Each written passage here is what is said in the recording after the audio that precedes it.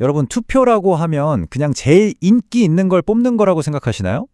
꼭 그렇지만은 않아요. 사실 투표는요, 규칙, 선수, 그리고 승패를 가르는 전략이 있는 아주 정교한 게임과 같거든요.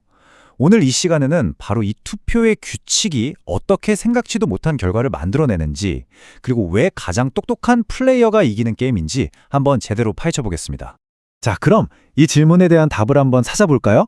아주 흥미로운 퍼즐을 하나 풀어보면서 시작해 볼게요. 과연 가장 인기 있는 선택이 항상 이길까? 이 질문, 오늘 이야기가 끝날 때까지 머릿속에 꼭 담아두세요. 여기 한 학생 그룹이 파티 테마를 정하는 상황을 한번 상상해 보죠. 보시는 것처럼 크게 세 그룹으로 나뉘는데요. 각자 선호하는 테마 순서가 아주 뚜렷해요.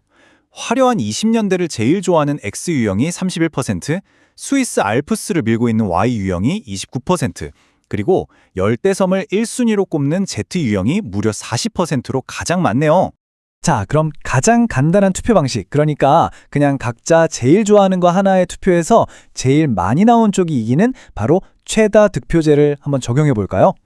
Z유형이 40%로 제일 많으니까 당연히 그들의 1순위인 열대섬이 파티 테마로 결정되겠죠? 어때요? 아주 간단하죠?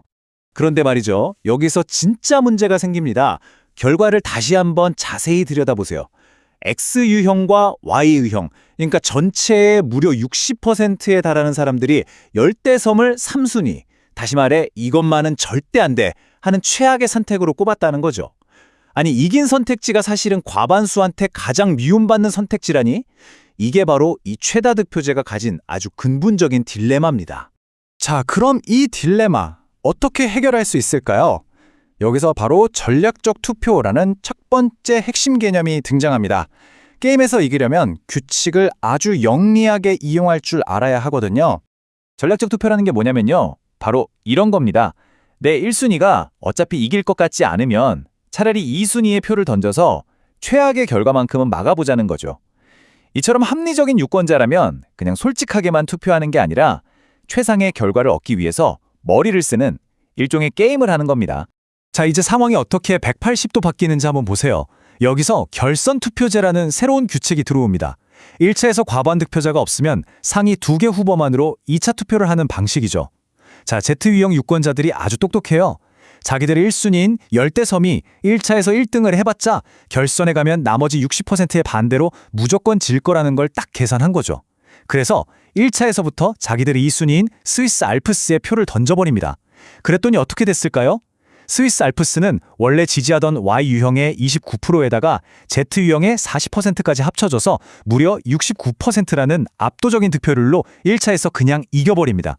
보세요. 규칙 하나 바꿨을 뿐인데, 그리고 사람들이 전략적으로 생각했을 뿐인데 결과가 완전히 뒤바뀌었죠. 방금 본 것처럼 투표 결과는 규칙 하나에 따라서 정말 천차만별로 달라질 수 있죠. 하지만 어떤 상황에서는 결과가 놀라울 정도로 안정적이고 심지어 예측 가능하게 나타나기도 합니다. 그 비밀이 뭐냐고요? 바로 중위 투표자에게 있습니다. 다음 사례를 통해 그 엄청난 힘을 한번 확인해 보시죠. 이번에는 파티 예산을 정하는 위원회 이야기입니다. 애나, 바바라, 캐롤 세 사람이 있는데요. 각자 선호하는 예산액이 조금씩 다르죠. 여기서 진짜 중요한 포인트는 이 선택지들이 적은 돈에서 많은 돈으로 쭉 이어지는 하나의 스펙트럼 위에 놓여 있다는 겁니다. 바로 이 지점에서 아주 중요한 개념이 나옵니다. 예산처럼 선택지가 하나의 축 위에 놓이면 사람들 선호는 보통 하나의 정점을 갖는 단봉 선호 형태를 띠게 돼요. 삼봉오리가 하나라는 뜻이죠. 이때 정확히 딱 가운데 위치한 중위 투표자, 여기서는 바바라인데요. 이 바바라의 선택은 사실상 무적입니다. 왜냐고요? 바바라는요, 적은 예산을 원하는 애나랑 편을 먹을 수도 있고 반대로 많은 예산을 원하는 캐롤이랑 손을 잡을 수도 있거든요. 어느 쪽과 연합하든 과반수를 만들 수 있으니 결국엔 바바라가 제일 좋아하는 2,000달러가 채택될 수밖에 없는 구조인 거죠. 이게 바로 중위 투표자의 힘입니다.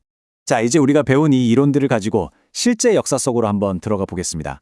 1956년 핀란드 대통령 선거. 이 선거는요, 우리가 지금까지 이야기한 모든 전략이 총동원된 정말 한편의 정치 스릴러 영화 같습니다. 게임의 판을 한번 보시죠. 4개의 정당이 있고 각자 선호하는 후보 순위와 또 확보한 선거인 단수가 나와 있습니다. 핀란드 대선은 1차에서 과반이 안 나오면 상위 2명만 결선 투표를 하는 방식이에요. 이 표 잠시 눈에 잘 담아두세요. 아주 중요합니다.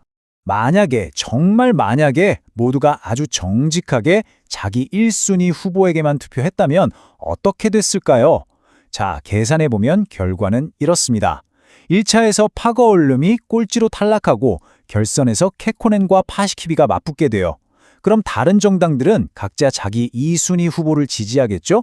그렇게 되면 결국 파시키비가 156표로 승리합니다. 그런데 말이죠, 이건 공산당에게는 그야말로 최악의 시나리오였습니다. 자기들이 제일 싫어하는 후보가 대통령이 되는 거니까요. 하지만 실제 역사는 다르게 기록됐습니다. 케코넨이 대통령이 됐거든요. 그것도 정말 믿을 수 없을 만큼 아슬아슬한 차이로요. 도대체 그 사이에 무슨 일이 있었던 걸까요? 바로 여기서 공산당의 그야말로 신의 한 수가 나옵니다.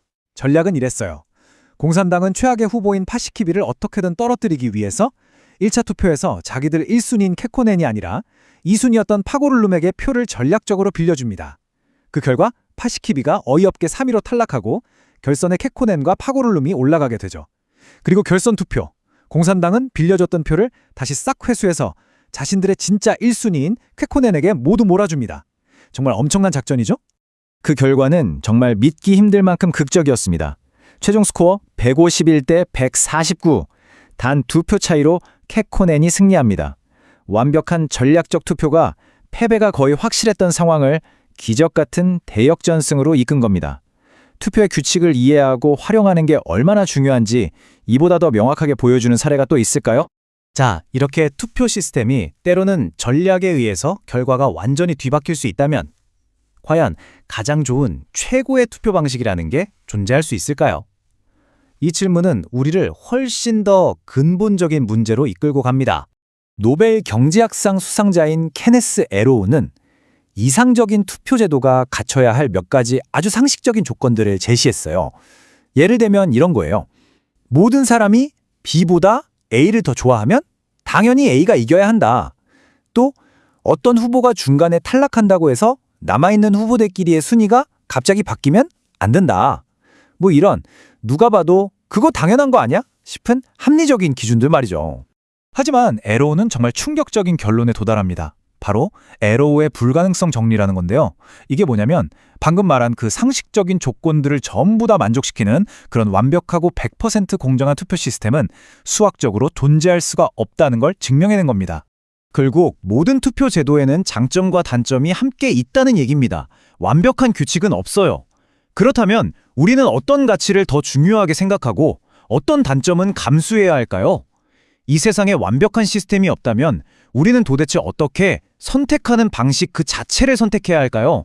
이 질문에 대한 정답은 아마 우리 모두가 함께 계속해서 찾아가야 할 겁니다.